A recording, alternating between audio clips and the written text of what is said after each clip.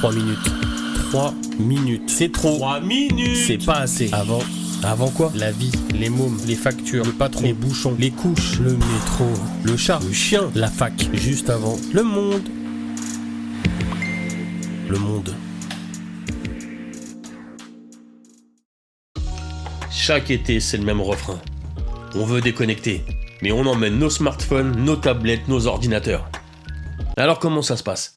On coupe les datas, on éteint tout, on s'autorise que quelques plages de connexion en début ou en fin de journée. On lit les réseaux, mais on réagit pas. Pas de like, pas de slide, pas de switch rapide, Insta, TikTok, LinkedIn. Ou plus radical, pendant un mois, on s'impose la règle des 0-3 ans. Pas d'écran. Allô? Ceci est un appel au secours parce que je sais pas faire. Impossible.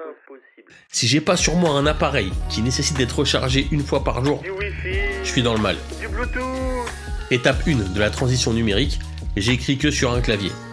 Va des rétro iPadas, par le Saint-Mont-Blanc, mais comment est-ce possible? Ça l'est.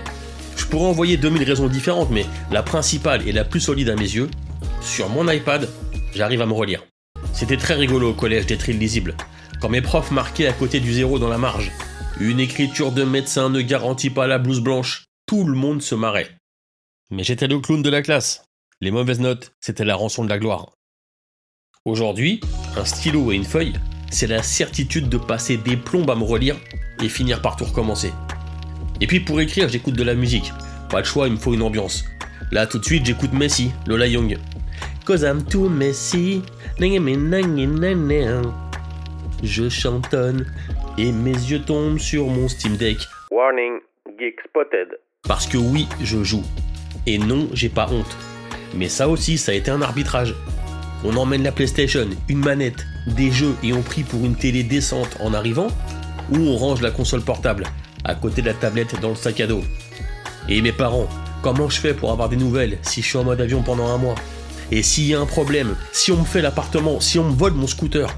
Et si j'ai un coup de blues et un besoin urgent d'un épisode de Friends ou de Brooklyn Nine-Nine? Comment je fais? Alors, il y a peut-être un début de solution, dans les appareils moins connectés. L'iPod qui fait un retour en fanfare sur Reddit et Le Bon Coin, avec des modes à tous les étages, connectique actualisé, coque remplacée, SSD à la place du disque dur. Bon, faut se cogner iTunes. Rien n'est parfait. Les tablettes avec une seule fonction, écrire. Pas de navigateur, pas de notification, un stylet, du noir et blanc, et une imitation papier plus ou moins réussie. Et puis tant pis, je prends la Play et Sekiro. J'aurai pas mes 725 jeux Steam, mais peut-être qu'un jour je le finirai. Pour compléter le setup du déconnecté, un 3310, indestructible et une puce secrète, avec un numéro que je donne qu'à mes parents. Rigolez pas, c'est du vécu. J'aurai plus de réseau, mais 4 écrans au lieu d'un, faudra pas oublier la multiprise. Et puis côté oseille, même en étant pro seconde main, la déconnexion, c'est un budget. Je vais pas vous la jouer minimaliste, j'habite dans un vide-grenier.